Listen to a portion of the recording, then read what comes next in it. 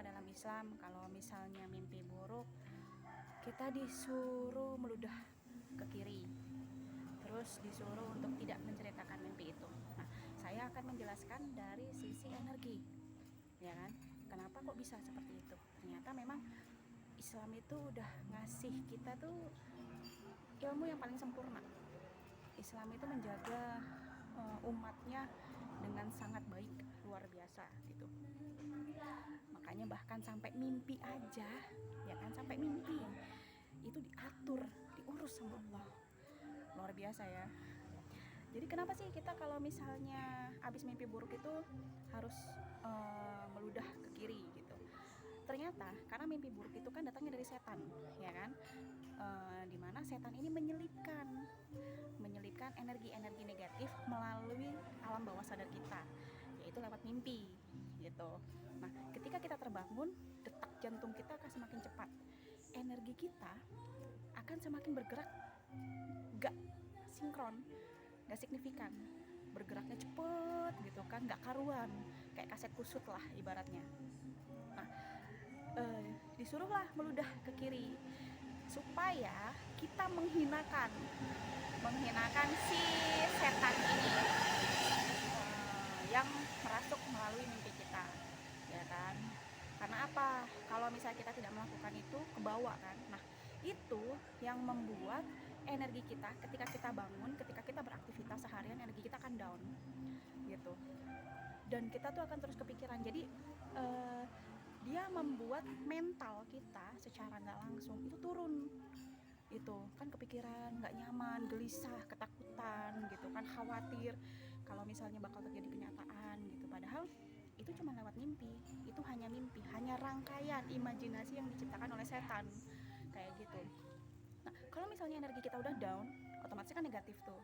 Nah, negatif inilah yang jadi makanannya dia, ya kan? Kalau udah jadi makanannya dia, udah sinkron sama dia, merasuklah dia secara sadar dalam tubuh kita. Jadi pikiran kita selalu terbayang-bayangi, energi kita selalu kacau, selalu down, warna energi kita jadi jelek gitu kan, bad mood gitu kan, bahkan ngelihat orang pun jadi kayak males gitu, kayak sedih, kayak males buat hidup aja kayak gitu kan akhirnya. Nah, itulah yang akhirnya iman kita jadi ikut turun.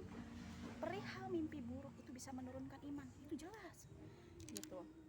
Nah, kenapa kita tidak menceritakan, disuruh untuk tidak menceritakan ke orang lain, supaya energi kita tidak menularkan ke orang lain juga gitu. Karena energi kan menular, seperti yang saya pernah bilang ya, kalau energi itu menular gitu.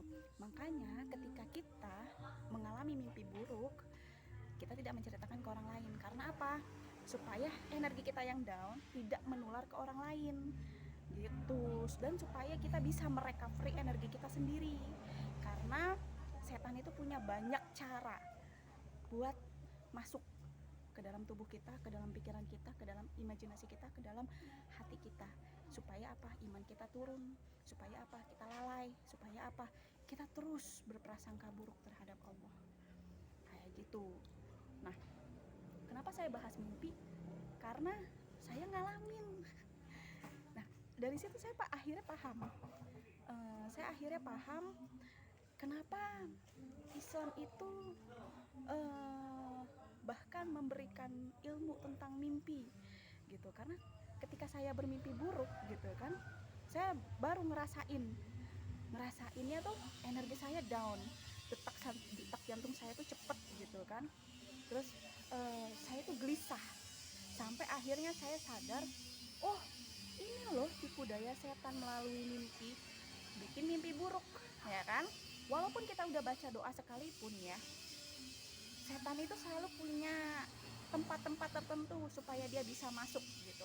Apalagi orang-orang yang memang di awal mentalnya udah down, energinya udah down, itu lebih gampang lagi. Orang yang sering mengalami mimpi buruk itu karena mentalnya, energinya, psikologisnya itu memang sudah down gitu. Makanya dia gampang banget mengalami mimpi buruk, dan mimpi-mimpi itu terekam jelas, tersimpan di alam bawah sadar. Sehingga sebenarnya setan itu cuma sekali masukin mimpi, tapi direkam terus sama otak kita, sama alam bawah sadar kita.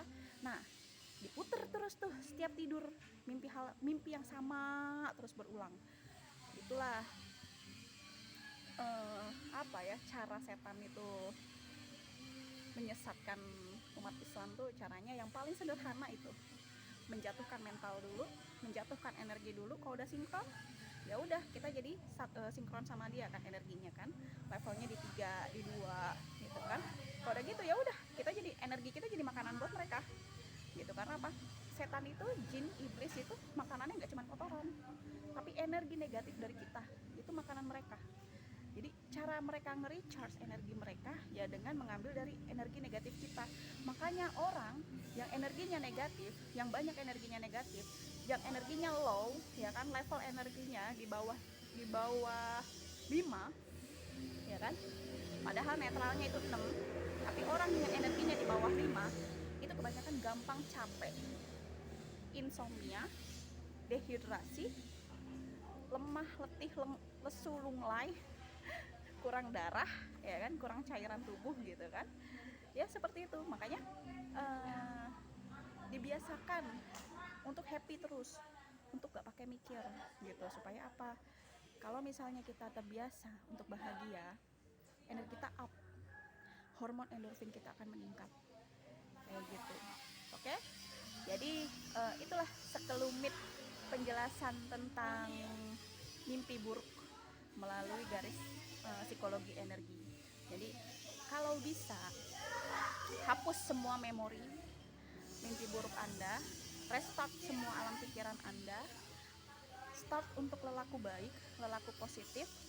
Supaya apa? Kita mutus ring troublesnya, kita mutus energi-energi negatif, supaya besok-besok, ya kan, kita mimpinya mimpi indah. Atau bisa jadi kita nggak mimpi sama sekali. Karena apa? Tidur kita ada di tidur yang nyaman. Oke? Itu aja dulu. Sampai ketemu di penjelasan sharing-sharing berikutnya. Selamat beristirahat. Happy weekend. Assalamualaikum.